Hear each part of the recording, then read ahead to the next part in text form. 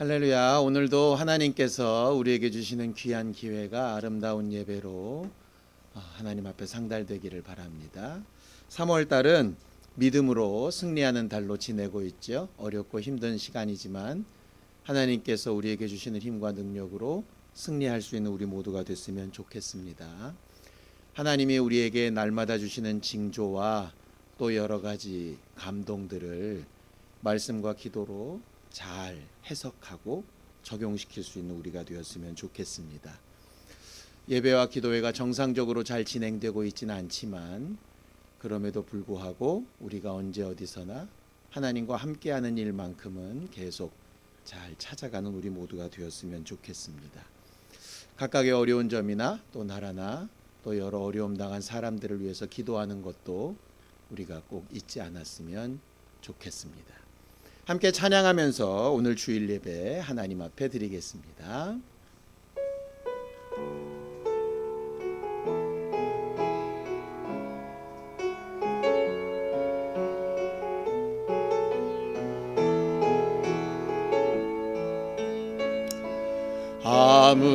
아무도 예배하지 않는 그곳에서 주를 예배하리라. 아무도 찬양하지 않는 그곳에서 나 주를 찬양하리라. 누구도 헌신하지 않는 그곳에서 주께 헌신하리라. 누구도 증거하지 않는 그곳에서 나 주를 증거하리라. 내가 밟는 모든 땅 주를 예배하게 하소서. 주의 보혈로 덮어지게 하소서. 내가 선이고 주의 거룩한 곳 되게 하소서. 주의 향기로 물들이소서.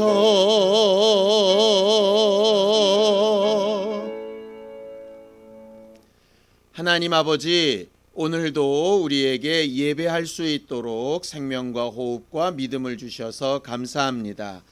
주 앞에 예배할 수 있는 기쁨이 우리 안에 충만하게 하시고 우리의 살아가는 날 동안에 우리와 늘 함께 하시는 하나님으로 새 힘을 공급받는 교회가 되어져 가도록 우리 모두와 함께하여 주시옵소서. 예수님의 이름으로 기도하였습니다. 아멘. 하늘에 계신 우리 아버지여, 이름이 거룩히 여김을 받으시오며 나라 임하옵시며 뜻이 하늘에서 이룬 것 같이 땅에서도 이루어지이다. 오늘날 우리에게 일용할 양식을 주옵시고 우리가 우리에게 죄 지은 자를 사하여 준 것 같이 우리 죄를 사하여 주옵시고 우리를 시험에 들게 하지 마옵시고 다만 악에서 구하옵소서. 나라와 권세와 영광이 아버지께 영원히 싸움나이다.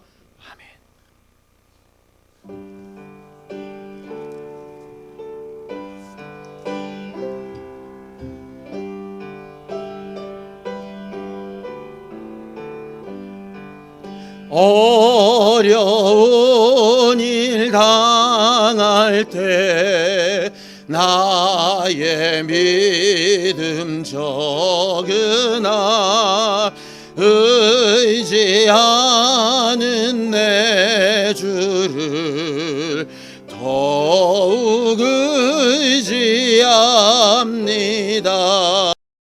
세월 지나갈수록 의지할 것뿐일세.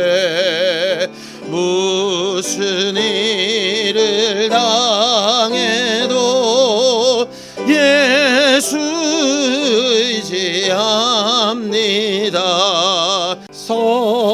성령께서 내 마음 마음 밝히 비춰주시니 인도하심 따라서 주만 의지합니다. 세월 지나갈수록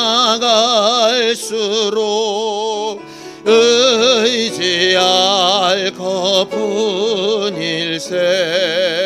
무슨 일을 당해도 예수 의지합니다.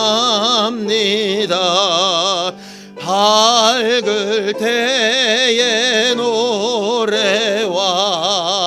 어두울 때의 기도로 위태할 때 도움을 주께 간구합니다. 세월 지나갈수록 의지할 것뿐일세. 무슨 일을 당해도 예수 의지합니다. 생명이 있을 동안에 예수 의지합니다.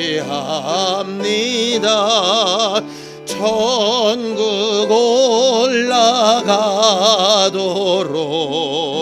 의지할 것뿐일세.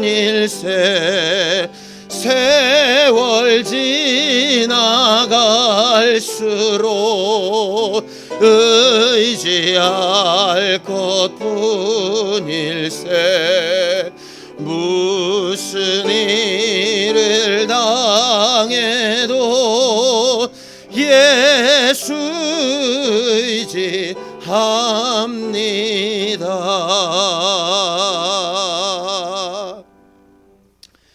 우리는 지난 주일에 믿음을 담대하게 사용하는 사람들이 되자고 은혜를 나눴었습니다.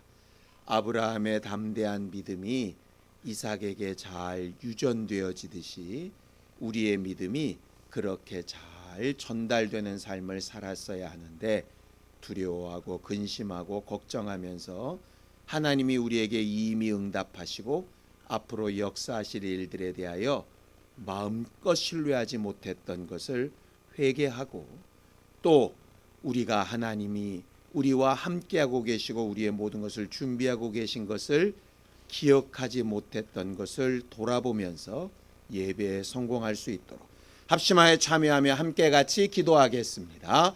하나님 아버지, 하나님께서 우리를 긍휼히 여겨주시기를 원합니다.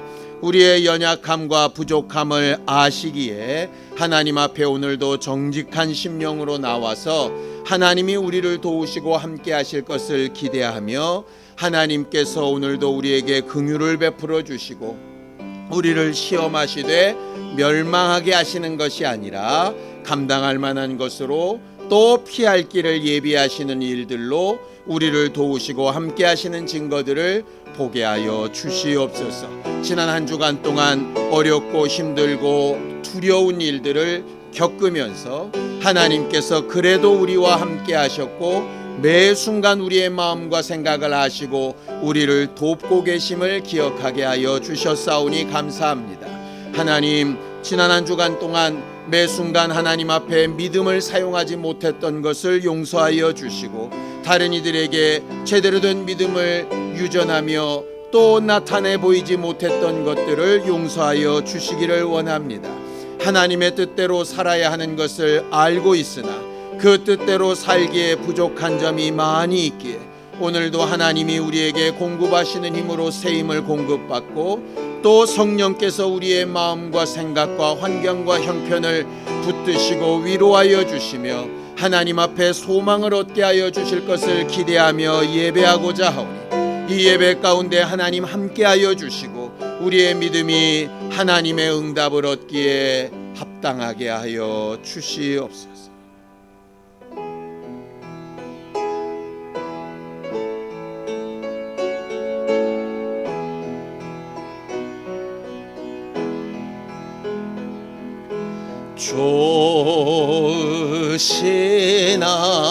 하나님, 좋으신 하나님, 참 좋으신 나의 하나님,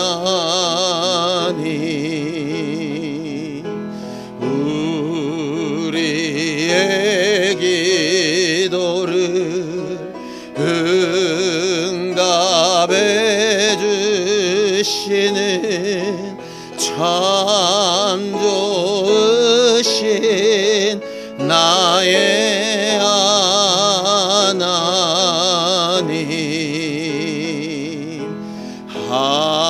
한없는 축복을 우리에게 주시는 참 좋으신 나의 하나님.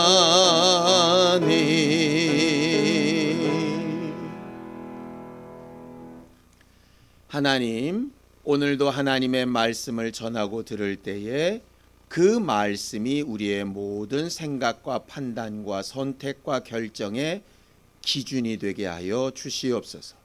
또 기도할 때에 응답하시고 하나님께서 우리와 함께하고 계신 분명한 증거들로 삼아 담대할 수 있게 하여 주시옵소서. 믿음으로 헌금한 손길들 위에 복을 주셔서 저들의 믿음이 하나님의 마음과 생각을 움직이고 저들의 삶 가운데 하나님이 늘 함께하고 계시는 거룩한 증거들로 날마다 드러날 수 있도록 도와주시옵소서. 예수님의 이름으로 기도하였습니다. 아멘. 하나님의 말씀은 창세기 24장 1절에서 9절까지 말씀을 함께 합독하겠습니다. 창세기 24장 1절에서 9절까지 말씀을 함께 합독하겠습니다. 함께 읽습니다. 시작. 아브라함이 나이가 많아 늙었고 여호와께서 그에게 범사의 복을 주셨더라. 아브라함이 자기 집 모든 소유를 맡은 늙은 종에게 이르되 청하건대 내 허벅지 밑에 내 손을 넣으라. 내가 너에게 하늘의 하나님 땅의 하나님이신 여호와를 가리켜 맹세하게 하노니 너는 내가 거주하는 이 지방 가나안 족속의 딸 중에서 내 아들을 위하여 아내를 택하지 말고 내 고향 내 족속에게로 가서 내 아들 이삭을 위하여 아내를 택하라. 종이 이르되 여자가 나를 따라 이 땅으로 오려고 하지 아니하거든 내가 주인의 아들을 주인이 나오신 땅으로 인도하여 돌아가리이까? 아브라함이 그에게 이르되 내 아들을 그리로 데리고 돌아가지 아니하도록 하라. 하늘의 하나님 여호와께서 나를 내 아버지의 집과 내 고향 땅에서 떠나게 하시고 내게 말씀하시며 내게 맹세하여 이르시기를 이 땅을 내 씨에게 주리라 하셨으니 그가 그 사자를 너보다 앞서 보내실지라. 내가 거기서 내 아들을 위하여 아내를 택할지니라. 만일 여자가 너를 따라오려고 하지 아니하면 나의 이 맹세가 너와 상관이 없나니 오직 내 아들을 데리고 그리로 가지 말지니라. 그 종이 이에 그의 주인 아브라함의 허벅지 아래에 손을 넣고 이 일에 대하여 그에게 맹세하였더라. 아멘. 신앙생활은 하나님을 알고 경험하는 신앙생활입니다. 신앙생활을 위해서 하나님은 우리가 처한 모든 환경이나 상황, 또 우리가 듣고 보고 배우는 말씀, 또 어떨 때는 우리가 원하지 않는 상황이나 환경까지라도 모든 것을 다 사용하셔서 하나님이 존재하고 계신 것과 그 하나님이 왜 그런 일을 하고 계신가 하는 것을 알리고 싶어 하시는 분이 하나님이시고요. 신앙이 있는 사람들은 그런 여러 가지 환경 가운데서 결국은 하나님과 그 뜻을 발견해 나가는 사람들입니다. 하나님을 경험한다 라고 하는 걸 다른 말로 바꾸면 어떻게 될까 생각을 해봤는데요. 아마 하나님을 이해한다, 알아간다 이렇게 아마 해석하면 더 좋을 것 같습니다. 우리가 간혹 그런 경우 있죠. 첫인상이나 아니면 선입견이나 다른 사람한테 들은 말 때문에 저 사람은 아마 이럴 거야. 예를 들어 쌀쌀 맞을 거야. 아니면 저 사람은 굉장히 착한 사람일 거야. 뭐 이런 생각들을 가지게 되죠. 그런데 그 사람을 대하고 경험하고 어떤 상황에서 어떻게 행동하는가 이렇게 보다 보면 아, 저런 사람이 이런 줄 알았는데 실상은 아니었구나 라고 이렇게 이해를 하지 않습니까? 이렇게 이해하는 것, 그게 결국 경험한다 라고 하는 것 같아요. 우리가 흔히 선입견을 가지고 있다가 알고 보니 그 사람 참 괜찮은 사람이더라 라고 하는 게 바로 그 경험을 통해서 알 수 있는 것 아니겠습니까? 그러려면 뭐가 필요하냐? 저 사람이 왜 그렇게 보였는지, 왜 그렇게 행동했는지, 그 사람 행동에 대해서 나는 그럼 어떻게 반응해야 되는지 이런 것들을 좀 생각해 봐야 그런 경험이 가능하지 않겠어요? 내 선입견을 가지고 저 사람은 저래 그리고 딱 닫아 걸어버리면 도무지 경험할 수 있는 방법이 없지 않습니까? 그래서 경험을 제대로 하려면 필요한 것이 있는데 바로 내가 가진 생각이나 내가 가진 선입견을 잠시 접어두는 겁니다. 왜냐? 그 선입견이나 내 생각이 앞서게 되면, 다른 말로 겸손하지 않으면 그를 경험을 해도 이해가 안 되는 경우가 있고요. 뻔한 것도 안 보이게 되는 경우들이 되게 많이 있더라는 거죠. 성경은 그 부분을 이렇게 설명합니다. 자, 디모데전서 4장 7절에서 8절입니다. 함께 읽습니다. 시작. 망령되고 허탄한 신화를 버리고 경건에 이르도록 내 자신을 연단하라. 육체의 연단은 약간의 유익이 있으나 경건은 범사에 유익하니 금생과 내생의 약속이 있느니라. 여기 망령되고 허탄한 신화라고 하는 게 뭐냐 하면 아무 검증 없이 과거로부터 그냥 흘러내려온 생각이라고 하는 뜻입니다. 그런 것들을 좀 접어버리고 소위 들은 풍월, 지금까지 해왔던 습관 이런 대로 함부로 모든 것을 판단하지 말고 경건에 이르도록 네 자신을 연단하라 그랬어요. 경건이라고 하는 말은 헬라어로 보통 유세베이아라고 하는데요. 겸손이란 말로도 이렇게 번역이 됩니다.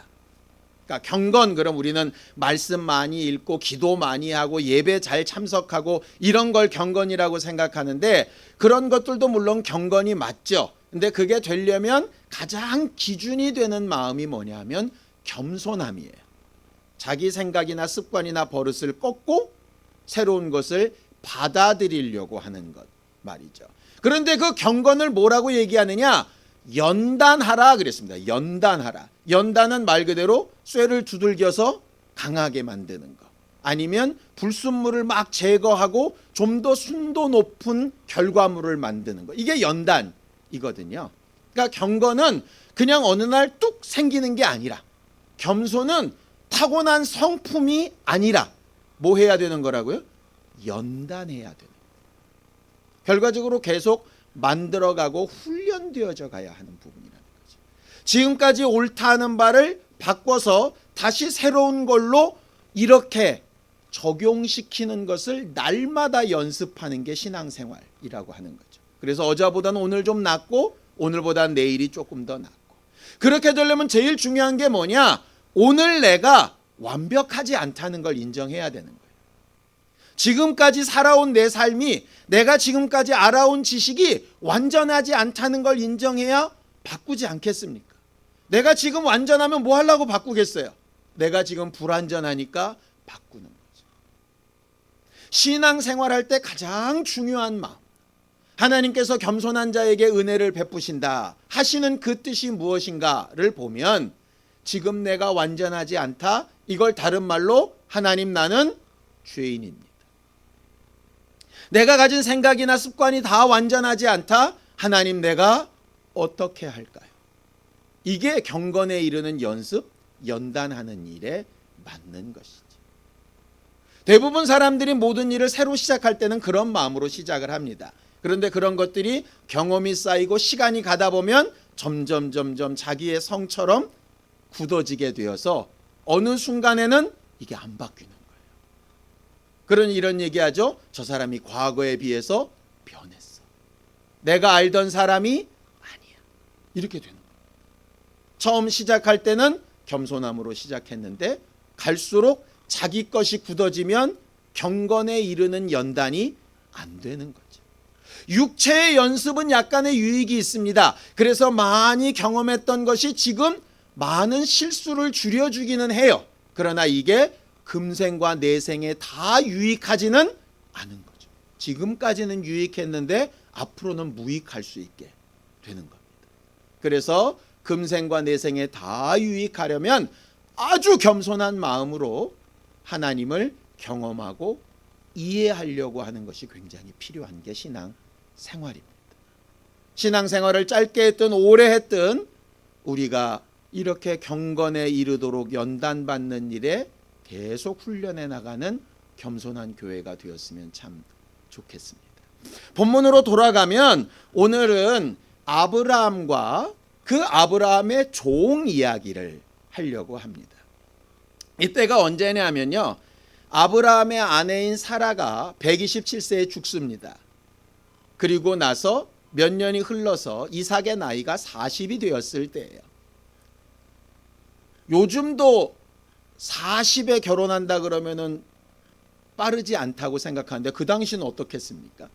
그러니까 결혼을 시켜야 되는데 아내를 구해야 되는데 정말 훌륭한 아내를 찾기가 어려웠던 거죠. 그래서 아브라함이 그 종에게 자기 아들, 독생자, 정말 가장 귀한 그 아들을 위한 배우자를 좀 구해오라고 보내는 장면이 나오는 겁니다. 도대체 그 종이 누구길래 이렇게 중요한 일을 맡길 수 있었을까? 사실은요, 청직이라고 보여집니다. 자, 2절을 한번 볼까요? 24장 2절입니다. 함께 읽습니다. 시작. 아브라함이 자기 집 모든 소유를 맡은 늙은 종에게 이르되 청하건대 내 허벅지 밑에 내 손을 넣어라 그랬습니다. 모든 소유를 맡은 늙은 종이라 그랬습니다. 이 모든 소유를 맡았다라고 하는 게 뭐냐 하면 청직이라고 하는 말입니다. 주인 이외에는 가장 높은 사람이란 뜻입니다. 이 청지기들이 대부분 예전에는 주인의 아들이 어렸을 때 가정교사 역할까지 맡았어요. 그러니까 분명히 주인의 아들이니까 자기 주인인데 일정 기간 동안은 제자처럼 가르침을 받는 사람처럼 가르치는 존재인 것이죠. 아버지의 마음으로. 대부 같은 그런 역할입니다. 그런 청지기를 누구라고 보통 보느냐? 엘리에셀일 것이라고 이렇게 알려져 있어요. 자, 창세기 15장 2절을 좀 함께 보겠습니다. 함께 읽죠. 시작. 아브라함이 이르되 주 여호와여 무엇을 내게 주시려 하나이까? 나는 자식이 없사오니 나의 상속자는 이 다메섹 사람 엘리에셀이니이다. 이렇게 되어 있습니다. 이걸 보면은 주변 환경을 좀 알아야 됩니다. 아브라함은 75세에 하나님의 부르심을 받았는데 자녀가 없었습니다. 자기에게 주신 복이 있었고 그 복을 누군가에게 상속을 해야 되는데 아이가 없으니까 그 상속자로 누구를 처음 생각했느냐? 조카였던 롯을 생각했습니다. 근데 이 15장 앞쪽에 보면 롯의 목자와 아브라함의 목자 싸움이었을 때 그때 소돔과 고모라 땅으로 이렇게 갈라진 사건이 앞에 나와져 있어요. 그러니까 아브라함의 입장에서는 조카인 롯을 상속자로 삼으려고 했는데 롯은 상속자에서 이미 탈락이 된 거죠. 사실은 아브라함의 생각이라기보다는 하나님의 생각이었습니다. 그러니 자기 주변에서 또 다른 상속자를 찾게 됩니다. 그때 발견된 사람이 누구냐면 바로 이 엘리에셀이라고 하는 사람이에요. 유대인이 아니에요. 이방 사람입니다. 그런데 너무나도 주인에게 충성된 종이었기 때문에 이 정도 사람이라면 내 후계자로 삼아도 되지 않을까라고 생각할 만큼 아브라함은 마음을 씁니다. 그런데 하나님은 그도 아니라고 하시는 거예요. 엘리에셀이 아니라 그래서 그 다음에는 누구를 낳죠? 이스마엘을 낳습니다. 이스마엘도 아니라고 하셨죠. 그래서 결국 태어난 것이 백세의 이삭 아니겠습니까? 결과적으로 이 엘리에셀은 종이긴 하지만 한때는 아브라함의 상속자의 반열에 들어갈 만큼 그런 위치에 있었던 사람이었어요. 설교를 준비하다가 엘리에셀의 입장을 한번 생각을 해봤습니다. 아주 존경할 만한 부자인 주인이 있고 그 주인이 자기를 얼마나 사랑하는지 알고 있어요. 그 주인의 마음에 자기를 상속자로 삼을 만한 마음이 있는 것까지 압니다. 꿈이 부풀지 않았겠습니까? 이렇게 내가 주인을 잘 섬기다 보면 주인의 것이 다 내 것이 될 수도 있겠다는 생각을 아마 했을 수도 있었을 거예요. 그런데 말도 안 되게 어느 날 이삭이라고 하는 아들이 태어나고 그 아들이 좋은 상속자가 될 수 있도록 그 아들을 가르치는 선생 일을 해야 합니다. 그리고 지금 이 순간은 나이 많아 늙고 자기도 힘에 부친데 그 아들을 위해서 그 아들만 없었으면 자기가 그 자리에 있을 수 있었는데 그 일을 위해서 또 수고를 하러 떠나야 되는 상황이 벌어지게 된 거죠. 그냥 일반적인 인간적인 감정이었다면 아마 속상했을지도 모를 것 같아요. 근데 이 엘리에셀을 보면서 누가 갑자기 떠올랐냐면요, 침례 요한이 떠올랐습니다. 침례 요한은 잘 아시죠? 300~400년 동안 선지자가 없다가 혜성처럼 등장한 선지자였습니다. 많은 사람들이 힘들고 어려워서 무언가 구원자를 찾을 때 저 사람이 구원자인가 생각이 될 만큼 대단한 인물로 등장했던 게 침례 요한이었습니다. 수많은 사람들이 그를 칭송했고 그를 따라왔었습니다. 그런데 어느 날 볼품없는 사람 하나가 딱 나타나는데 그가 메시아인 거예요. 자기의 처지를 선택을 해야 되겠죠? 저를 무시하고 내 권리를 찾을 것인가? 아니면 본래 내 한계를 인정하고 진짜 옳은 길을 가야 할 것인가? 선택해야 하는 거죠. 이 종은 굉장히 지혜롭고 착하고 정직한 사람이었어요. 그래서 어린 그 주인의 아들을 제대로 잘 보필하고 제대로 된 상속자가 되게 하기 위해서 끝까지 수고를 합니다. 그 수고를 할 때 아브라함이 별로 아름답지 못한 모습 같아 보이는데 허벅지 밑에, 과거 성경에는 환도뼈라고 되어져 있습니다. 우리 따지면 사타구니 가운데다가 이렇게 손을 넣고 맹세를 하라는 거예요. 그 얘기는 뭐냐면 생명의 근원이 거기서 나오기 때문에 네 생명을 다해서 이 말에는 네 목숨을 걸고 맹세하라, 그런 말입니다. 결과적으로 그 종이 그 맹세를 해야 되는데, 보통 종이면 맹세해, 그럼 밑도 끝도 없이 그냥 맹세할 수 있지 않겠습니까? 그런데 우리가 읽어본 본문에 있는 것처럼 언제 맹세하느냐? 저 뒤에 9절 가서 맹세합니다. 그러니까 맹세하라 그러니까 맹세는 해야 되겠는데 뭘 맹세해? 내용을 알아야 되잖아요. 우리가 간혹, 우리 교회는 그렇지 않지만 다른 교회 이렇게 영상이나 이런 걸 보면 이런 경우 있습니다. 앞에 있는 목사님이 막 설교를 하시다가 아멘 하시오, 아멘 합니다. 도대체 뭘 아멘 했는지, 아멘을 하라니까 하는 건지, 아멘은 정말 마음에서 우러나와서 나도 그렇게 생각합니다 이렇게 고백하는 건데 하라니까 하는 아멘이면 아멘이 아니잖아요. 우리는 간혹 믿음을 착각하는 게 아무 생각 없이 하라니까 하게 되면 그건 믿음이 아닙니다. 그냥 생각 없이 쫓아가는 것일 뿐이지, 믿음은 맹세하라, 오케이, 그런데 뭘 맹세할까요? 라고 알아보려고 하고 들어보려고 하는 게 결과적으로 믿음입니다. 아브라함이 종에게 무엇을 맹세할지를 가르치죠. 자, 24장 4절입니다. 함께 읽습니다. 시작. 내 고향 내 족속에게로 가서 내 아들 이삭을 위하여 아내를 택하라 그랬습니다. 세 가지 조건을 얘기하죠. 내 고향 땅에 사는 사람이어야 하고, 거기에 내 족속, 가족이어야 하고, 그리고 이삭에게 걸맞는 사람이어야 한다는 조건이에요. 조건이 굉장히 구체적입니다. 자, 이 말을 딱 듣고 나서 알겠습니다 할 수 있는데 이 엘리에셀은 또 합리적인 질문을 합니다. 왜냐? 아브라함이 고향 땅을 떠난 것이 최소한 65년 이상입니다. 왜냐? 이삭의 나이가 40이라 그랬죠?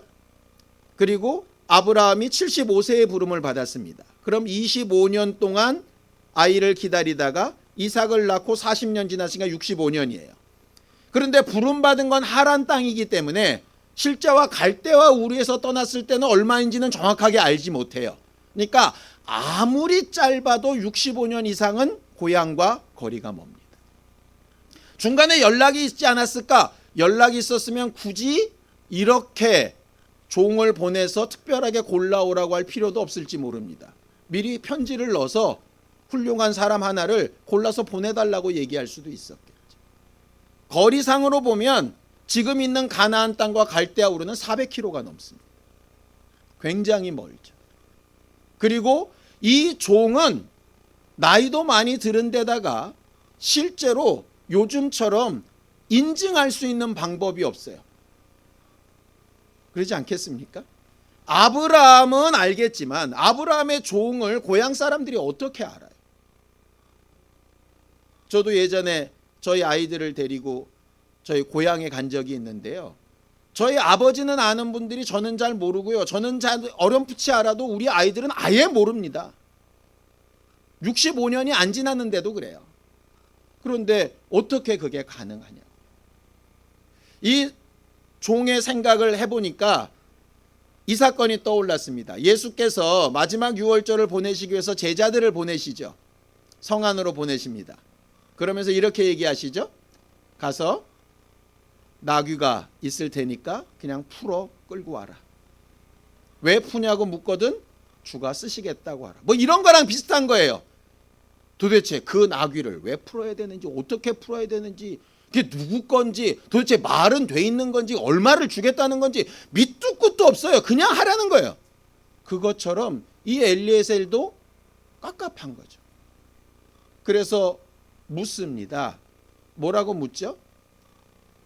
만약에 내가 갔는데 내가 누군 줄 알고 그 딸을 보내겠습니까? 당신 같으면 보내겠습니까? 그러니 만약에 갔는데 그 사람들이 안 보내준다고 하면 그럼 다시 와서 주인의 아들을 데리고라도 가가지고 그렇게 해야 됩니까? 라고 합리적인 질문을 하는 거예요. 이 질문이 왜 나왔을까를 생각해 봤어요. 소위 군대말로 까라면 까지 뭐 이렇게 말이 많아. 그냥 갔는데 와가지고 안 주던데요? 이렇게 해도 되잖아요. 그런데 왜 가기도 전부터 이런 의심 섞인 얘기를 할까요? 사람이 부정적이고 나빠서요? 아니요. 실제로 해보려고 생각하니까 문제가 발생하는 거예요. 대부분 그런 경우 되게 많습니다. 앞에서 광고합니다. 여러분 이렇게 합시다. 다 좋다고 네 그러고 갑니다. 그런데 실제로 해보려고 하는 사람은 생각들이 나는 거예요. 근데 이 방법보다는 이 방법이 더 좋지 않아? 이렇게 하면 이런 문제가 있을 것 같은데? 이런 게 나오는 거예요. 언제? 해보려고 할 때요. 근데 광고를 듣고 그냥 씹어버리는 사람은 의문도 안 나오고 질문도 안 나와요. 왜? 나랑 상관없거든 그거. 그러니까 믿음은 뭐냐 하면 도대체 뭘 말하려고 하는지를 제대로 듣는 게 첫 번째고요. 두 번째는 그걸 실제로 내가 해보려니까 뭐가 문제인가가 질문으로 나와야 하는 거예요. 그래서 말씀과 기도가 뭘까? 우리는 말씀은 하나님이 하고 싶은 얘기를 나한테 하시는 거. 기도는 내가 원하는 걸 하나님 앞에 그냥 막 되뇌이는 거라고 착각하는데 실상은 말씀과 기도는 대화거든요. 하나님이 말씀하셨어요. 하나님의 말씀을 지키며 살아보려고 하니까 안 되는 부분들이 생기는 거죠. 그 부분을 말해야죠. 하나님, 내가 약해서 잘 못하겠는데요. 성품이 부족해서 잘 안 되는데요. 환경이 어려워서 잘 안 되는데요. 왜? 해보려고 하니까 안 되는 일이 생기는 거죠. 그럼 거기에 하나님은 또 다른 명령을 하실 거예요. 그게 그 다음 얘기입니다. 자, 창세기 24장 8절입니다. 종이 물었을 때에 아브라함은 분명하게 이렇게 답을 해줍니다. 시작. 만일 여자가 너를 따라오려고 하지 아니하면 나의 이 맹세가 너와 상관이 없나니 오직 내 아들을 데리고 그리로 가지 말지니라. 조건이 3개였는데 하나가 더 붙죠. 그렇죠? 내 고향 땅에 있는 사람, 내 핏줄인 사람, 이삭에게 합당한 사람, 거기에 덧붙여서 오라고 할 때 그냥 오는 사람. 이게 그 종이 가진 한계입니다. 한계. 그 이상은 함부로 판단하면 안 되는 거예요. 마치 보디발의 가정총무, 청직이었던 요셉이 모든 것을 자기에게 맡겼지만 그 보디발의 아내만큼은 맡기지 않은 것처럼 말이죠. 우리가 할 수 있는 일과 하지 말아야 될, 목사로서도 할 수 있는 일과 하지 말아야 될, 성도로서도 부모로서도 자식으로서도 자유자인 나로서도 해야 되는 일과 하지 말아야 될 일의 한계는 분명히 존재하는 거예요. 그걸 뭘로 발견해야 되느냐? 말씀에서 확인해 봐야 하는 거죠. 그런데 그 말씀을 건넘는 거예요. 자기 생각으로 막 건너뛰는 거예요. 이건 옳고 이건 그르고 이건 내게 맞고 이건 틀리고 막 이렇게 하는 거죠. 그걸 믿음에서 벗어났다라고 얘기해요. 비록 나는 그게 옳아 보여도, 그게 내 경험이고 선입견이어도 말씀이 그렇지 않으면 이게 꺾이는 게 연단을 받는 일이거든요. 엘리에셀은 이 분명한 한계를 가지고 400km가 넘는 길을 갑니다. 그리고 나서 그 고향 땅 근처에 도착해서 이렇게 기도하죠. 엘리에셀의 기도를 보면 엘리에셀은 하나님을 직접 경험한 적이 없는 것 같아요. 왜 그러느냐? 말씀을 보면 압니다. 자, 12절입니다. 함께 읽어볼까요? 시작. 그가 이르되 우리 주인 아브라함의 하나님 여호와여, 원하건대 오늘 나에게 순조롭게 만나게 하사 내 주인 아브라함에게 은혜를 베푸시옵소서. 거기에 누구의 하나님이라고 부르냐면 내 주인 아브라함의 하나님이라고 부릅니다. 마치 신약에 보면 바울이 전하는 예수를 빙자하여 뭐 이렇게 얘기하는 것 같은 거예요. 말 그대로 이런 겁니다. 너무 답답하고 속상한데 나는 하나님을 믿질 못해요. 근데 우리 부인은 굉장히 믿음이 좋아. 내 부인의 하나님, 우리 아버지의 하나님, 뭐 이렇게 부르는 거예요. 진짜 살아 계시다면, 나는 잘 모르겠는데 우리 주인은 정말 당신을 그렇게 신뢰하고 믿으니까 당신이 정말 있다면 내게도 응답을 좀 해달라고 기도하는 거죠. 이게 겸손입니다. 그는 지금 하나님이 계시다, 확실하다, 이런 확신이 지금 없어요. 그런데 적어도 뭘 확신하느냐? 자기 주인을 확신하거든. 먼저 믿은 우리가 정말 보여줘야 될 모습이 뭘까 보면 이런 부분입니다. 딴 건 잘 모르겠는데 쟤는 진짜 예수 제대로 믿는 사람인 것 같다. 딴 건 잘 모르겠는데 저 사람이 변한 삶을 보면 하나님이 없다고는 말할 수 없을 것 같다. 다른 예수쟁이들은 잘 모르겠는데 쟤는 뭔가 좀 다른 것 같아. 제가 믿는 하나님이라면 좀 나도 만나봤으면 좋겠어. 이게 사실은 가장 좋은 전도 방법이잖아요. 엘리에셀이 그렇게 기도합니다. 하나님, 만약에 진짜 우리 주인의 하나님이 계시다면 나한테도 좀 편안한 길을 주셔서 이 일이 잘 될 수 있게 해주세요. 라고 하면서 아주 재밌는 기도를 합니다. 내가 우물물 기르러 온 여자 하나를 붙들고 이렇게 말하겠습니다. 나한테 물 좀 마시게 해달라. 내 말을 듣고 물 마시라고 내게 떠다 주고, 내가 말도 하지 않았는데 당신의 짐승들인 낙타에게도 물을 길어주겠다고 열심히 길어주는 사람이 나타난다면 하나님께서 내게 응답하신 사람으로 내가 알겠습니다. 재밌는 기도죠. 마치 기도원이 양털을 놓고 적시고 안 적시고 이렇게 시험하는 것처럼 자기가 확인이 가능한 기도 제목을 이렇게 내놓습니다. 그런데 사실은 얼토당토하는 기도 제목은 아니에요. 이삭에게 가장 합당한 배우자의 기준을 이 종은 지금 뭐라고 생각하느냐? 이방인에게도 따뜻한 마음을 가지는 사람,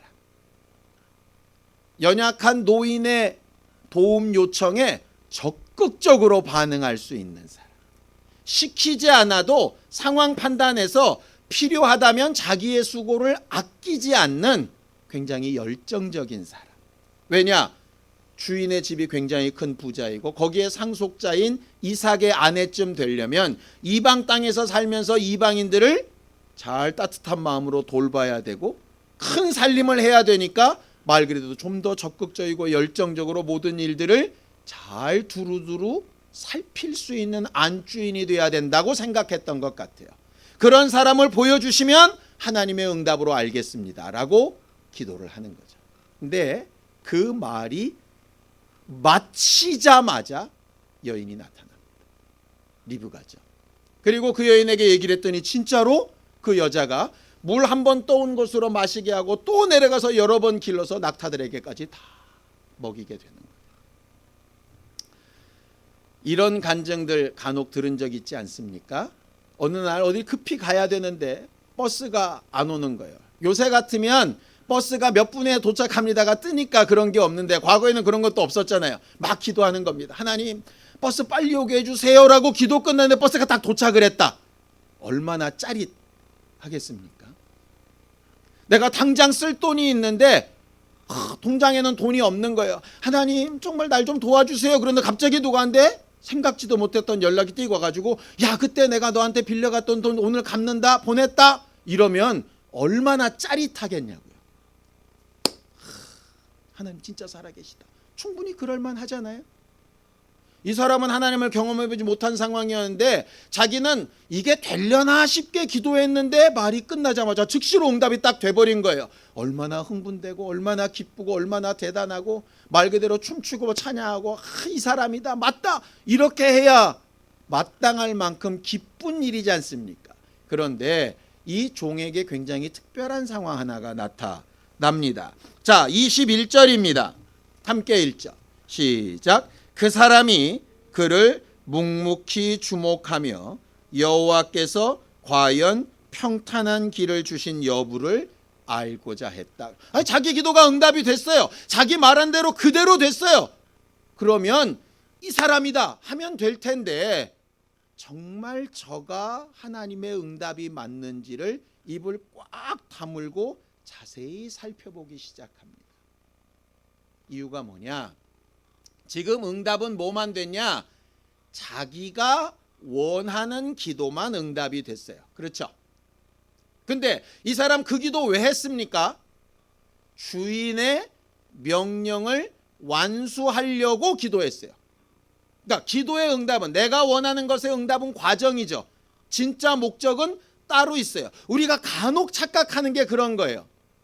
병이 낫기를 기도합니다. 나았습니다. 아유, 감사한 일이죠. 물질이 어려운데 물질이 해결됐습니다. 아주 감사한 일입니다. 교회 부흥을 원했는데 교회가 많이 부흥이 됐습니다. 얼마나 감사하고 찬양할 만한 일입니까? 다 좋습니다. 그런데 그게 원래 목적입니까? 그게 원래 목적이면 우리는 부담 없이 찬양하면 돼요. 그런데 문제는 뭐냐? 왜 건강해야 되고 왜 물질 문제가 해결돼야 되고 왜 교회가 부흥돼야 되냐고요. 그 본래의 목적이 있지 않겠습니까? 간혹 우리가 간증을 잘못하는 이유가 그런 부분들입니다. 하나님 우리 아들 좋은 학교 좋은 회사 좋은 가정에 시집가고 장가가고 오케이 좋습니다. 그래서 결국 원했던 게 뭡니까? 궁극적으로 원하는 게 뭡니까? 그게 되고 있는가를 봐야죠. 그런데 사람들이 대부분 말초적으로 금방 느껴지는 것으로 이게 됐으니 나머지도 다 좋은 거라고 착각을 하게 되는 거죠.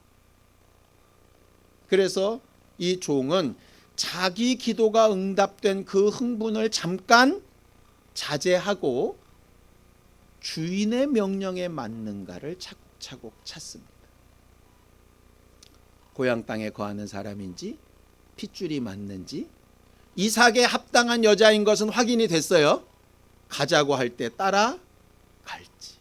그래서 자세히 알아보고 그 집에 갔더니 웬걸 고향집에 거하는 사람 맞고 심지어는 아브라함의 동생의 집이었던 거죠. 성경을 좀 보겠습니다. 27절입니다. 함께 읽습니다. 시작. 이르되 나의 주인 아브라함의 하나님 여호와를 찬송하나이다. 나의 주인에게 주의 사랑과 성실을 그치지 아니하였사오며 여호와께서 길에서 나를 인도하사 내 주인의 동생의 집에 이르게 하셨나이다 하니라 그랬습니다. 아브라함이 주었던 조건 1, 2, 3번이 다 완성됐습니다. 이제 하나 남았죠. 그래서 먹을 것을 차려주고 쉬라고 하는데 먹지도 않고 쉬지도 않고 단도직입적으로 얘기합니다. 내게 주인에게 명령이 있기를 이러이러해서 이 딸을 데려가야 하니 데려가고 싶다. 딸의 집에서는 발칵 뒤집어지죠. 어느 날 소위 듣보잡, 듣지도 보지도 못한, 알지 못하는 사람이 와서 갑자기 먼 길에 있는 과거 60몇 년 전에 떠난 그 형님네 집에서 왔다라고 하면서 거기에 이 딸을 데려다가 결혼을 시키겠다는, 그 아들이 키가 어떻게 큰지, 장애는 없는지, 정신은 온전한지 아무것도 모르잖아요. 보내줄 사람이 누가 있겠습니까? 이거는 자기의 그 얼토당토하는 기도가 응답되는 것보다 훨씬 더 큰 일입니다. 그런데 그는 자기가 해야 될 일을 하는 거죠. 가족들끼리 결론이 나지 않아서 당사자에게 묻기로 합니다. 당사자에게 물었더니 신기한 대답이 나오죠. 57절 58절입니다. 함께 읽습니다. 시작. 그들이 이르되 우리가 소녀를 불러 그에게 물으리라 하고 리브가를 불러 그에게 이르되 내가 이 사람과 함께 가려느냐? 그가 대답하되 가겠나이다. 이 일 이후에도 재밌는 사건들이 계속 연성됩니다. 이왕 가기로 결정이니 쉬었다 갑시다. 아니요. 가기로 결정했으니 바로 가겠습니다. 내가 주인의 명령을 완성시키는 일보다 더 급하고 중요한 일은 없습니다. 사람의 생각으로 보면 좀 황당하기도 하고 말도 안 되는 상황이기도 하죠. 그런데 이 종은 왜 이렇게 밀어붙일까? 간단합니다. 주인을 통해서 들었던 하나님을 자기가 경험했거든요. 자기 기도가 응답된 걸 경험했거든요. 자기 기도가 응답된 게 하나님의 뜻을 이루는 것과는 좀 다를 수 있습니다. 그런데 하나님의 뜻을 이루게 하는 일에 담력을 줄 수는 있는 거예요. 그게 우리가 가져야 될 믿음이에요. 신앙생활할 때 우리의 생각과 다른 하나님의 말씀, 우리의 지금까지 살아왔던 형편과 전혀 다른 하나님의 생각이 들려질 수 있습니다. 그때 경건에 이르는 연습을 연단하기 위해서 겸손함으로 받아들이고 그 한계를 잘 생각해 보는 것 굉장히 중요한 문제입니다. 내가 이걸 해야 되는 일인지 하지 말아야 되는 일인지, 할 수 있는 일인지 할 수 없는 일인지 한계를 분명히 정하는 거 굉장히 중요합니다. 왜? 나는 주인이 아니고 주인에게 권리를 일부분 위임 맡은 사람이니까. 주인은 아니지만 주인의 마음으로 이 일을 해야 되는데, 그러려면 가장 중요한 게 내 한계가 어디까지인가를 분명히 하는 겁니다. 그걸 확인해 볼 수 있는 유일한 방법은 말씀밖에 없어요. 내가 하기 싫어도 말씀에 해야 되면 그 한계를 넘어서면 안 되는 겁니다. 내가 하고 싶어도 말씀의 그 한계를 정했으면 하면 안 되는 겁니다. 그걸 확인하는 게 믿음이에요. 해보려고 하다 보면 너무 하고 싶은데, 너무 하기 싫은데 있겠죠? 그럼 뭐 하면 됩니까? 합리적인 질문을 하면 됩니다. 기도하고 하나님의 응답이 즉시로, 아니면 시간을 두고 응답되기까지 기도하며 확인하는 겁니다. 확인돼서 응답됐으면 그냥 하면 되느냐? 아니요. 확인되고 응답됐으면 그 다음에 다시 말씀에 비추어 옳은가를 확인해 봐야 돼요. 그래서 말씀과 기도로 확인하는 게 하나님을 경험하는 삶이에요. 지난 금요일 날 우리가 거룩하게 되어지는 일에 세 가지가 필요하다고 말씀을 드렸습니다. 예수 그리스도 보혈의 은혜와 말씀과 기도로 거룩하여진다. 그렇게 되어져 있죠. 이번 한 주간 살아가는 동안에 우리가 또 여러 가지 것으로 생각하고 판단하고 결정하며 살 텐데, 그때마다 제발 선입견으로 하지 않기를 바랍니다. 우리 고집으로 하지 않기를 바랍니다. 어설프게 들은 말씀으로 하지 않기를 바랍니다. 말씀과 내 생각이 적당히 섞인 상태에서 하지 않기를 바랍니다. 기도를 그냥 내 원하는 게 이루어지면 다 된 것처럼 착각하지도 않기를 바랍니다. 말씀을 자세히 주의하여 보고 기도의 응답에도 마음을 깊이 써서 하나님의 뜻이 이루어져가는 길과 방향을 제대로 볼 수 있는 우리 모두가 되었으면 참 좋겠습니다. 함께 같이 기도하겠습니다. 하나님 아버지, 오늘도 우리에게 말씀하시고 또 오늘도 우리에게 주의 말씀으로 무엇을 어떻게 왜 해야 하는가를 분별할 수 있도록 지혜와 명철과 영감을 주심에 감사합니다. 하나님 앞에 순종하기 위하여 하나님 앞에 기도하기를 시작할 때에 아브라함의 종이 응답받은 것처럼 하나님의 말씀이 응답되고 우리에게 적용되어지며 그것으로 인하여 기뻐하며 힘을 얻고 소망을 삼을 수 있게 되어지기 원합니다. 그리고 그런 응답 뒤에 정말 원하시는 하나님의 말씀과 본래의 뜻이 어디를 향하고 있는가를 제대로 돌아볼 수 있는 믿음의 사람들이 다 될 수 있도록 우리 모두를 도우시고 인도하여 주시옵소서. 하나님, 우리의 생활과 우리의 모든 환경 가운데 하나님을 경험할 수 있는 우리 모두가 되기를 원합니다. 하나님을 더 깊이 이해할 수 있게 하시고 우리의 마음의 소원이나 어려움이나 아픔이 하나님 앞에 상달될 때에 응답을 얻고 하나님의 말씀으로 한계를 분명히 하며 하나님께서 이끌어 가시는 길과 방향이 보여지게 되기를 원합니다. 그로 말미암아 주인의 뜻도 이루어지고 하나님을 만나야 하는 본인의 삶도 확정되어지듯이 우리의 삶이 믿음으로 날마다 승리케 되어질 수 있도록 도와주시옵소서. 예수님의 이름으로 기도하였습니다. 아멘.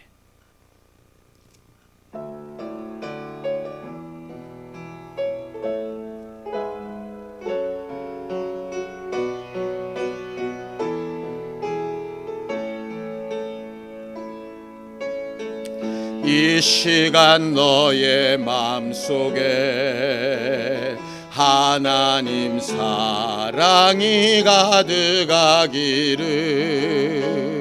진심으로 기도해 간절히 소망해 하나님 사랑 가득하기를. 하나님은 너를 사랑해 얼마나 너를 사랑하시는지. 너를 위해 저 별을 만들고 세상을 만들고 아들을 보냈네. 오래전부터 널 위해 준비된 하나님의 크신 사랑, 너의 가는 길 주의 사랑 가득하기를 축복해. 힘든 일도 있겠지만 나 그때마다 늘 함께 할게. 하나님 보이신 그 사랑으로 나 또한 너를 사랑해. 오래전부터 널 위해 준비된 하나님의 크신 사랑, 너의 가는 길 주의 사랑 가득하기를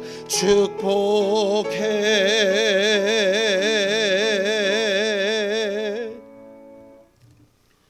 이제는 우리 주 예수 그리스도의 은혜와 하나님 아버지의 극진하신 사랑과 성령님의 감동하시고 함께 하시는 분명한 증거가 말씀과 기도로 자기 믿음을 늘 확인하며 승리하려는 우리 모두 위에 이제부터 영원까지 함께 있을지어다. 아멘.